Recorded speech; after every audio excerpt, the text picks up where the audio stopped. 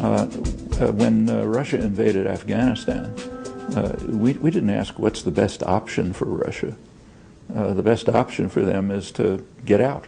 They have no right being there, so the best option is to get out. When Saddam Hussein invaded Kuwait, we didn't ask what's the best option, like how should he deal with that. But when the West invades another country, all the values shift. The only question that arises is what's best for the aggressors. Well, that's an interesting, it's a sign of the deeply rooted imperial mentality, which of course goes back centuries and virtually dominates the intellectual and moral cultures. But in the case of Iraq, we should recognize principles that we automatically accept when someone else is guilty of a crime. Aggressors simply have no rights. They have responsibilities, but no rights. The primary responsibility, this holds written in the United States, is to pay massive reparations for the crimes that they've committed. That includes the invasion, of course. It includes the murderous sanctions regime. The directors of the UN Oil for Food program, distinguished international diplomats, both resigned because they regarded it as genocidal. It includes support for Saddam Hussein through his worst atrocities long after the end of the war with Iran. In fact, even after the first Gulf War, when President Bush the first authorized Saddam to crush the internal rebellions that probably would have overthrown him. Well, massive reparations are certainly called for. Second responsibility is to hold the guilty accountable. And the third responsibility is to pay attention to the voices of the victims.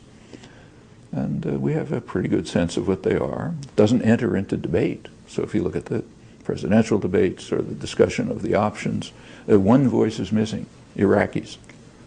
And it's not that the voice is not heard. The Pentagon in December released its latest study of focus groups all around Iraq. And it presented its report as an optimistic report. It said there's good news. Iraqis have shared beliefs.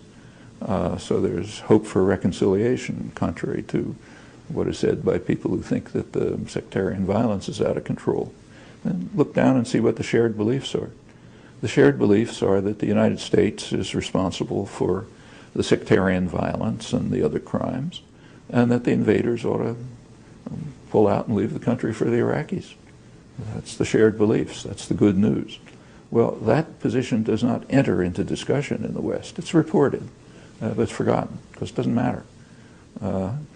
We run the world. We own the world. We decide what's best. I can have my own opinion on what we ought to do.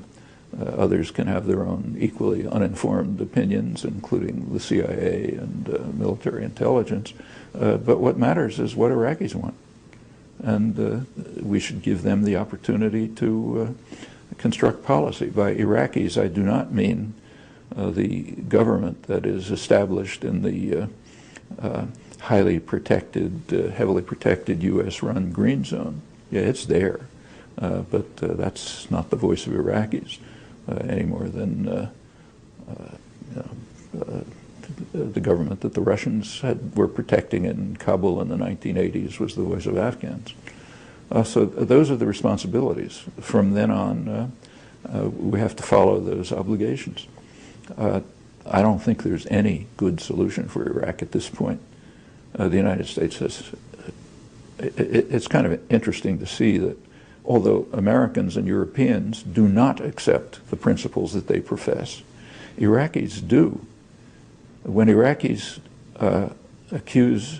attribute responsibility to the invaders for the murderous sectarian violence, they're simply following the principles of the Nuremberg Tribunal.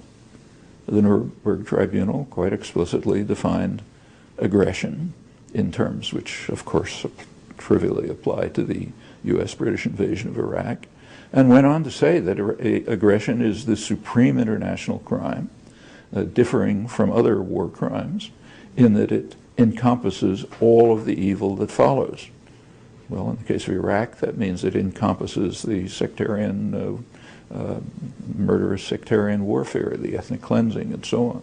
And Iraqis accept that. They accept the Nuremberg principles, as the Pentagon study shows. Americans and Europeans don't accept that. We don't accept that we, the aggressors, are responsible for all the evil that follows. And that, again, is a reflection of the imperial mentality. We can profess principles, but they only apply to others, not to us. We should live up to those principles. I should mention finally that the chief prosecutor at Nuremberg, Justice Robert Jackson, American prosecutor, had some eloquent words that he addressed to the tribunal.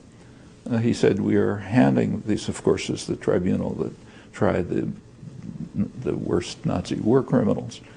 It said, we are handing these defendants a poisoned chalice, and if we sip from it, if we are ever guilty of similar crimes, we must accept the same judgment, or else we are declaring the trial to be a farce.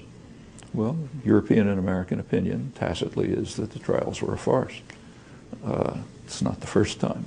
Iraqis maybe probably don't know it, but they in fact are accepting the Nuremberg principles. We should think about the possibility of living up to our own professed ideals, which means applying them to ourselves. It could be a very different world if we did that. Same would be true about, let's take the next.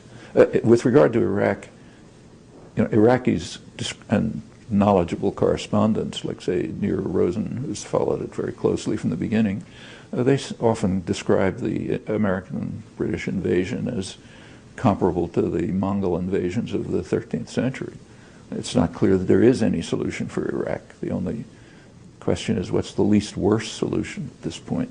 Nobody has a positive proposal as to what to do. But it's up to Iraqis to determine it.